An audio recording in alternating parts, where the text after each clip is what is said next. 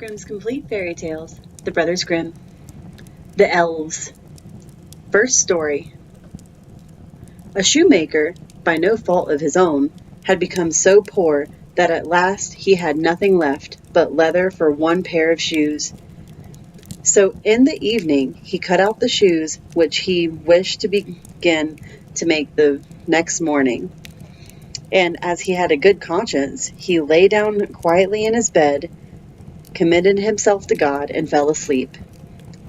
In the morning, after he had said his prayers and was just going to sit down to work, the two shoes stood quite finished on his table. He was astounded and knew not what to say to it.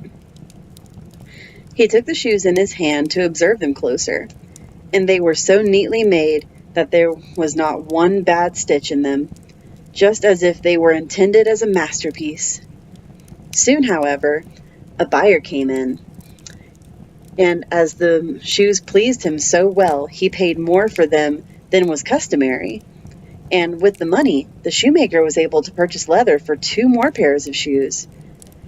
He cut them out at night, and the next morning was about to set to work with fresh courage, but he had no need to do so, for when he got up, they were already made, and they found buyers who gave him money enough to buy leather for 4 more pairs of shoes. The following morning, too, he found the 4 pairs made, so it went on constantly. What he cut out in the evening was finished by the morning, so that he soon had his honest independence again, and at last became a wealthy man. Now it happened that one evening, not long before Christmas, when the man had been cutting out, he said to his wife before going to bed, "What do you think of staying up tonight to see who it is that lends us the helping hand?" The woman liked the idea and lighted a candle, and they hid themselves in a corner of the room behind some clothes which were hanging up there, and watched. When it was midnight, 2 pretty little naked men came, sat down by the shoemaker's table, took all the work which was cut out before them, and began to stitch, and sew, and hammer so skillfully and so quickly with their little fingers that the shoemaker could not turn away his eyes for astonishment. They did not stop until all was done, and stood finished on the table, and they ran away quickly. Next morning, the woman said, "The little men have made us rich, and we really must show that we are grateful for it. They run about so and have nothing on and must be cold. I'll tell you what I'll do. I will make them little shirts and coats and vests and trousers, and knit both of them a pair of stockings, and you too can make them little pairs of shoes." The man said, "I shall be very glad to do it." And one night, when everything was ready, they laid their presents all together on the table instead of the cut-out leather, and then concealed themselves to see how the little men would behave.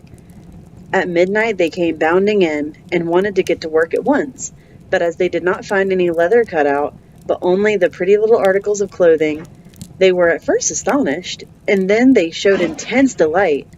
They dressed themselves rapidly, putting the pretty clothes on and singing, "Now we are boys so fine to see, we should no longer cobblers be." Then they danced and skipped and leapt over chairs and benches. At last they danced out the door. From that time forth they came no more, but as long as the shoemaker lived, all went well with him, and all his undertakings prospered. Second story. There was once a poor servant girl who was industrious and cleanly, and swept the house every day, and emptied her sweepings on the great heap in the front of the door.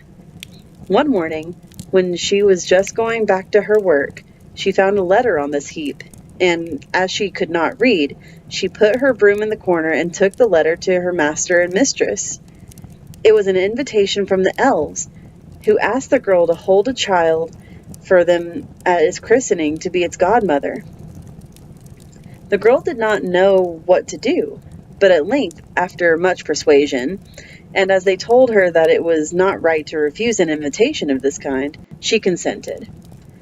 Then 3 elves came and led her to a hollow mountain where the little folks lived. Everything there was small, but more elegant and beautiful than can be described. The baby's mother lay in a bed of black ebony, ornamented with pearls. The coverlids were embroidered with gold. The cradle was of ivory, the bath of gold. The girl stood as godmother, and then wanted to go home again, but the little elves begged her to stay 3 days with them. So she stayed, and passed the time in pleasure and gaiety, and the little folks did all they could to make her happy.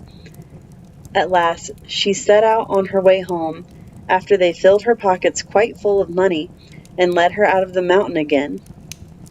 When she got home, she wanted to begin her work, and took the broom, which was still standing in the corner, in her hand and began to sweep.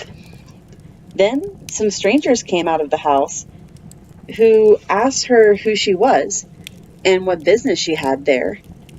And she had not, as she thought, been gone 3 days with the little men in the mountains, but 7 years, and in the meantime her former masters had died. Third story. A certain mother's child had been taken away out of its cradle by the elves, and a changeling with a large head and staring eyes, which would do nothing but eat and drink, laid in its place. In her trouble, she went to her neighbor and asked her advice. The neighbor said that she was to carry the changeling into the kitchen, set it down on the hearth, light a fire, and boil some water in 2 eggshells, which would make the changeling laugh. And if he laughed, that would be the end of him. The woman did everything that her neighbor bade her. And when she put the eggshells with the water on the fire, the imp said, "I am as old now as the Wester Forest, but never yet have I seen anyone boil anything in an eggshell." And he began to laugh at it. While he was laughing, suddenly came a host of little elves, who brought the right child, set it on the hearth, and took the changeling away with them.